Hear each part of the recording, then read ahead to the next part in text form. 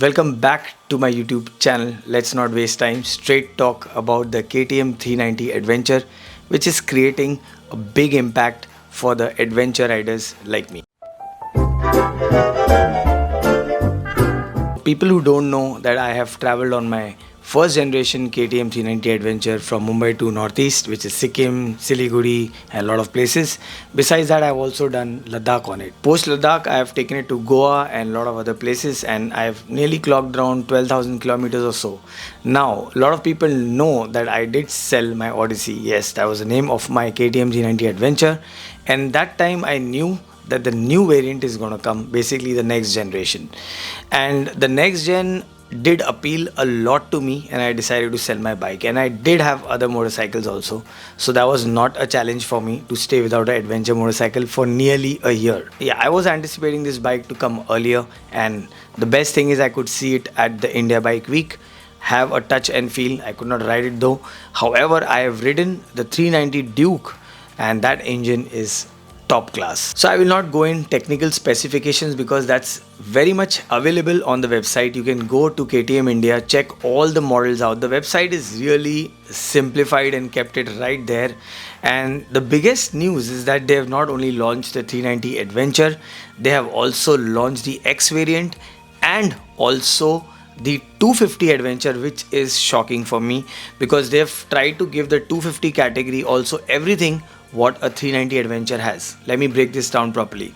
The fundamentals of an adventure motorcycle: a good engine, great suspension, 21 inches front, 18 rear, and good shocks which can be adjustable. KTM did that. It does not come in the X variant and the 250 range. However, I'm sure it is preloaded and it's set at factory setting, which is really good because I did use my Adventure first generation and I never had any issues, and that's the main reason I had bought myself the KTM 390 Adventure in past, is because the suspensions were amazing. I did not have any backache, very easy to ride, and obviously munching more miles. Now the question is, did I book this motorcycle? So the answer is yes.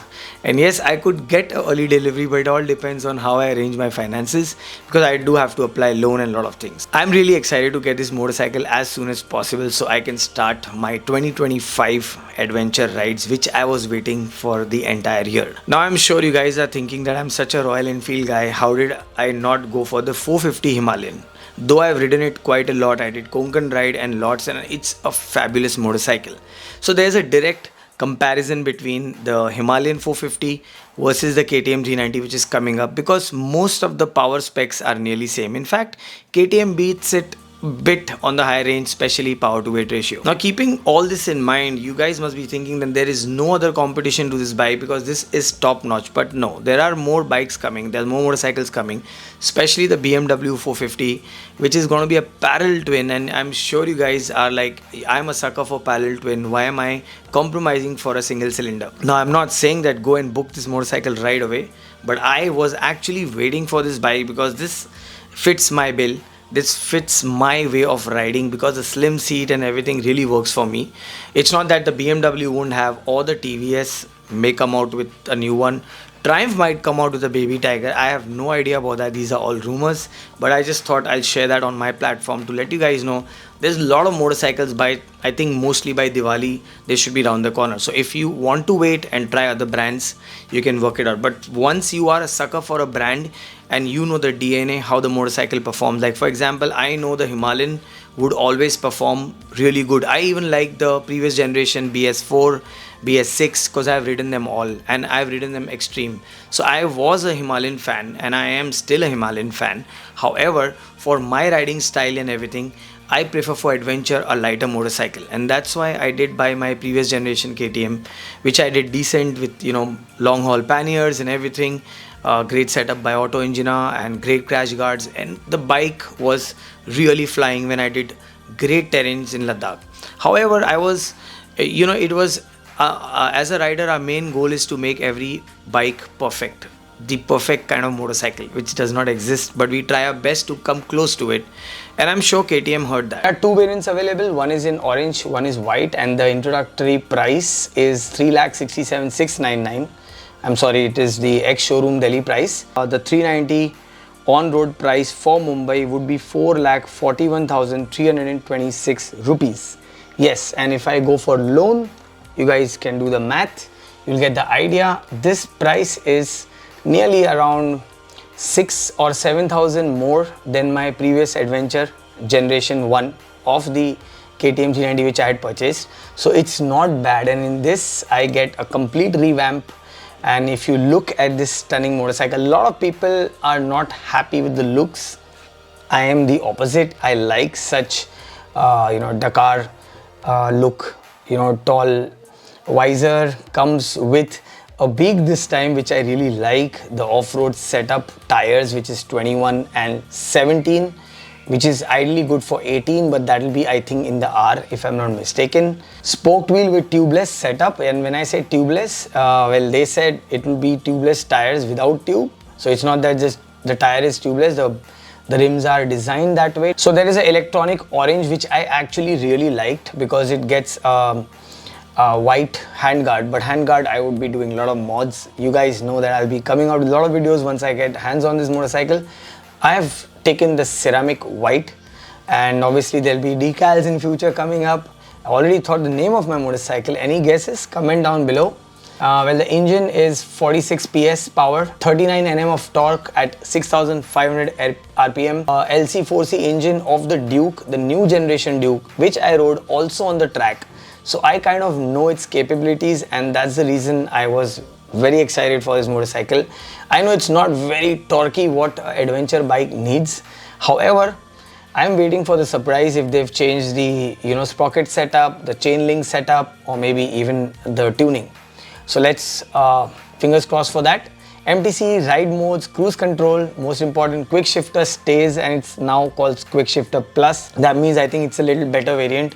The previous one, a lot of people didn't know that you use a quick shifter at high speeds, not at 20 or 30, and that's the reason we had a lot of understanding issue initially, and I got that sorted, but it was a little rough, to be honest.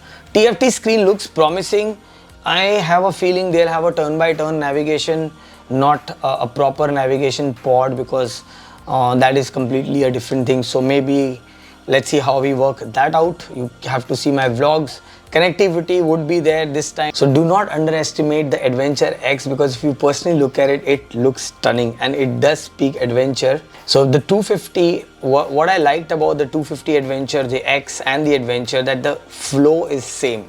They all look similar except for the graphics. If you see near the battery cover area, the graphics is completely black, and that's how you'll highlight that this is a 250, and obviously you can make out from the engine and the wheels. The Adventure X does not come with adjustable shocks. However, they say it has more torque, more power, off-road ABS, 5-inch TFT connectivity, rally-inspired design, yes, the Dakar one with the windscreen, which is nice. And the setup for the X is actually 19-inch and 17, which was my previous setup for the KTM 390 Adventure. And trust me, the way it used to lean on ghats and highways, it was phenomenal. And I think 250 guys are going to go radical on this. So do not underestimate 250, which is also at a decent price of 2,91,140. I mean, they have actually put these bikes in such categories that you could directly compare the Adventure straight with the Himalayan X, or the Adventure variant with the Triumph Scrambler X. I have a feeling that Triumph is also coming up maybe with a single cylinder adventure bike. That would be really good news. Maybe I've seen it on testing phase or not, I don't know. So well, in a nutshell, this is the comparison between the X and the 390 Adventure. Now coming back to the question, 390 Adventure, the most important thing was the seat height. When I was at India Bike Week, and I had just seen the EICMA videos by a lot of journos mentioning about the seat height, which is radically high, and yes, adventure bikes are high. The previous KTM 390 Adventure, which I had, the first gen, was 855, and I could do easily Ladakh, I could do Northeast, and it was fun, it was light, nimble, easy to turn around. Power to weight ratio really comes in well if you rev real hard. So this is the key point. I was not a KTM guy till I had the Adventure, and one guy straight told me, keep the revs hard and you love this motorcycle, and that's what actually happened. However, I did find the seat height a little intimidating, and I was like, okay, I can live around with it because I know how to handle adventure bikes. However, when I was at India Bike Week and I sat on this bike, I was surprised. And I was like looking at the wheels again and again, that are they lying? Are they not 21 inches? They look like 19, or what's going on? So luckily I had the rep at the KTM stall and he said no, they are 21 inches. The ergonomics and the riding triangle of this motorcycle is such that the seat is well scooped, and you do get a nice slim area where you could plant your legs, your feet. I'm 5 feet 8 and I could put one feet completely down and the other one literally half down. So I was like surprised. And yes, when I'll add weight, it will go more down, especially if there's a pillion, though this is not a pillion friendly bike according to me. And on that note, I was really surprised that they achieved it, because I'm sure they heard the Indians, who must be like, you know, it's quite a tall bike.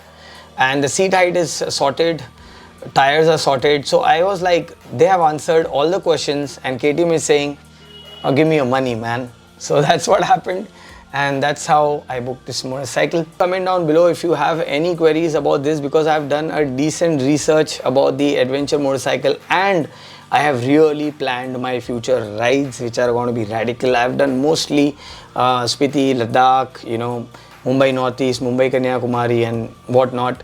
So I thought, let's continue this journey. 2025 will be a great riding season. Keep watching my vlogs. Stay tuned for my next vlog. As usual, eat well, sleep well, be good. Signing off, Ride with Raj.